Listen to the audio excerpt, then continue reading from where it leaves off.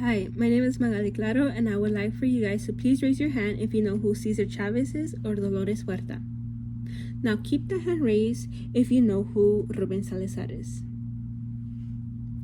With the low amount of people having their hands raised, that speaks so much volume itself. Today I'm here to introduce to you guys the man who gave Mexican Americans a voice and had to pay for it with his own life. Ruben Salazar spoke out against social injustices and made people who were Mexican American find pride within themselves and made them feel comfortable when the whole world around them was against them just because of their skin tone. Don't we all get worked up when we see Hispanics in today's society still being treated poorly? We want action to be taken immediately. Now imagine Ruben Salazar being the only person to talk about this. His courage went so far beyond not only to support what was right, but also to take journalism to a whole other level. To be honest, I never even knew who Ruben Salazar was until I had the pleasure of learning about him in my Chicano class. Let's start off with how Ruben Salazar started in journalism. Ruben Salazar was born on March 3rd of 1928 in El Ciudad Juárez, Mexico. When he was still an infant, his family migrated to El Paso, Texas. He served 2 years in the Army, and when he came back, he decided to pursue a degree in journalism. After getting his degree in journalism, he landed a job at El Paso Herald-Post, where he was the first Mexican American working there. Salazar took it upon himself to get arrested to report the conditions of a local jail. This brought so many attention on him that he actually landed a job at LA Times. He was offered the job in 1959, and this is when he moved to the South.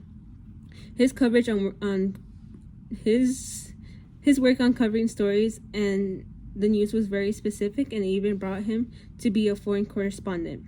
He covered the 1965 United States occupation of the Dominican Republic, and he also did coverage on the Vietnam War. His works for the Times led him to be moved up the ranks and was promoted bureau chief during work in Mexico City. After he came back, Salazar returned back to the U.S. in 1968.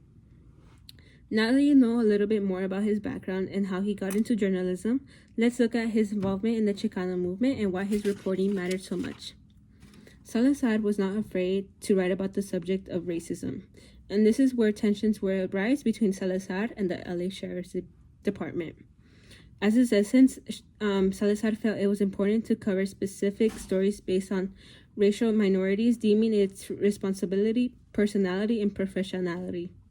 Salazar wrote an article on the identity on the Chicanos and its involvement, as well as its frustration on representation seen in its Los Angeles city and its government.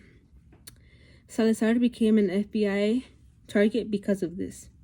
Salazar also became the news director of KMEX, a Spanish language radio and television station based in Los Angeles itself.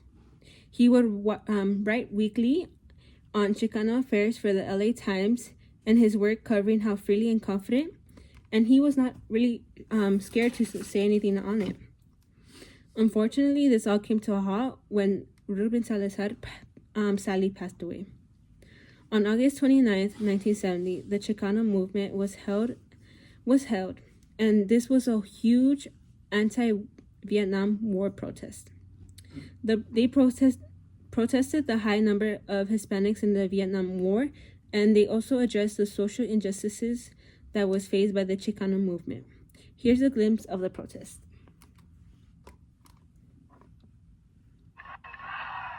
Chicanos are marching to protest the high casualty rate of our people in Vietnam. We have suffered 22% of all casualties in Vietnam, yet we only make up 5% of the total population here in the United States.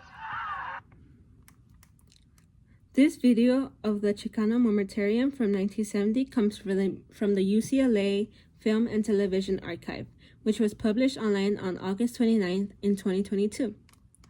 Sadly, this peaceful protest quickly turned violent when there was brawls against the law enforcement, and this resulted in deaths and injuries. One of the deaths consisted of Ruben Salazar. when he was covering this moratorium for the LA Times. He was killed by a tear gas projectile fired by a LA sheriff's deputy.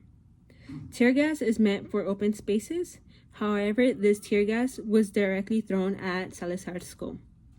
No charges were filed against the sheriff's deputy, and he also claimed it was an accident. But activists call it assassination. The photo of the newspaper shows the front page of the LA Times covering the death of Ruben Salazar. The photograph was taken by an unnamed person working for the LA Times in 1970. This photograph is now accessible through the Gallup Primary Sources database. His passing may have silenced his voice, but his legacy still stands today in today's society. Ruben Salazar's legacy proves one person's courage can change history. He exposed racism, and he also empowered Mexican Americans to embrace their identity and sacrifice everything for the truth. Heroes like Ruben Salazar shouldn't fade away from history.